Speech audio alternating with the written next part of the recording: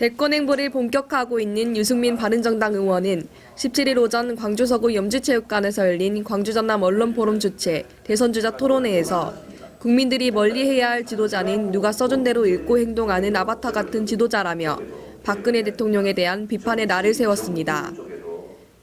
우리 국민들께서 지금 제일 멀리해야 될, 경계해야 될 다음의 지도자는 누가 써준 대로 읽고 누가 써준 대로 행동하는 그런 아바타 같은 지도자 아니겠습니까?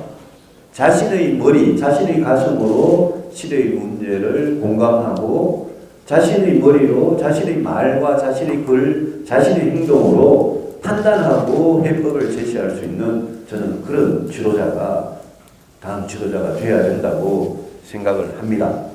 또한 유 의원은 대한민국이 경제 위기와 안보 위기에 직면해 있다고 진단했으며 다음 주 국민들 앞에 출마 선언을 할 예정이라고 대권 도전을 공식화했습니다. 정치의 최우선 과제는 경제 살리기인데 어떻게 살릴 것인지 경제 전문가로서 실질적인 대안을 제시해 주시기 바랍니다. 저는 지금까지 해왔던 방식으로는 경제를 살릴 수 없다라는 생각이 확고한 사람입니다. 97년, 98년에 IMF 위기가 터지고 30대 재벌 중에 절반이 부실화됐을 때 그때부터 우리나라 기업들은 지난 20년 동안 정말 철두철미한 그런 혁신의 길을 걸어왔어야 됩니다. 경제를 이끌어가는 힘은 어디에서 나오느냐? 과거 여러분들 생각해 보시면 정주영 씨, 이병철 씨 그런 분들은 아주 혁신적인 기업가였습니다. 그런데 이게 2세, 3세, 4세로 내려오면서 그 대기업 안에 혁신적인 기업가 정신이 점차 쇠퇴했습니다. 지금 미국의 실리콘밸리나 중국의 동부 해안 도시들이 왜 이렇게 세계 경제를 이끌어가고 있느냐? 거기에는 혁신적인 기업가들이 있기 때문입니다. 당장 중소기업, 혁신기업만 가지고 경제를 살릴 수는 없을 겁니다.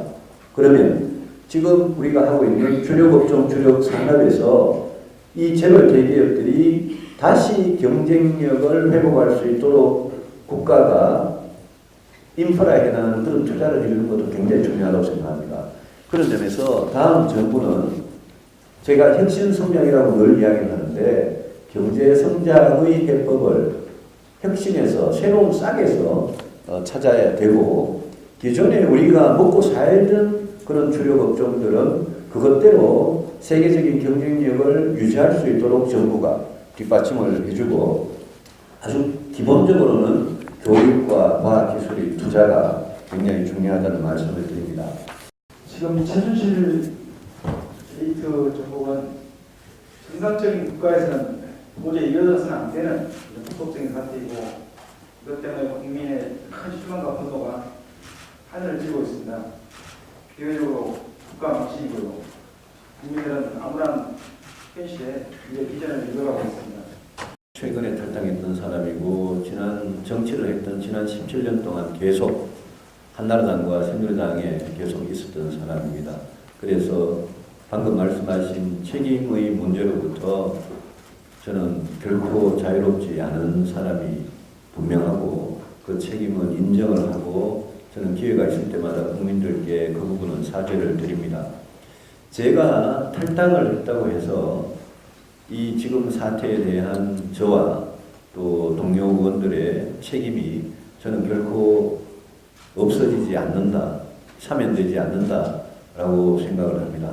저희들이 탈당을 해도 과거 정치를 해왔을 때 저희들이 했던 선택, 저희들이 견제하지 못한 책임, 막아내지 못한 책임, 그 책임은 저희들이 정치를 그만두는 날까지 사실 정치를 그만두더라도 아마 평생 따라다닐 겁니다. 저는 어떤 경우에도 정치를 하면서 제가 책임을 져야 될 그 부분에 대해서 회피를 해보거나 그런 적 없습니다. 탈당 문제도 저는 끝까지 남아서 지금 거의 보수가 망해가기 직전에 소멸을 하는 그런 위기에 있는데 저는 끝까지 남아서 보수의 개혁을 당 안에서 해보고 싶었습니다. 탈당을 했다고 해서 책임이 면하지는 않지만 그렇다고 해서 저희들 모두가 손 놓고 있을 수는 없었습니다.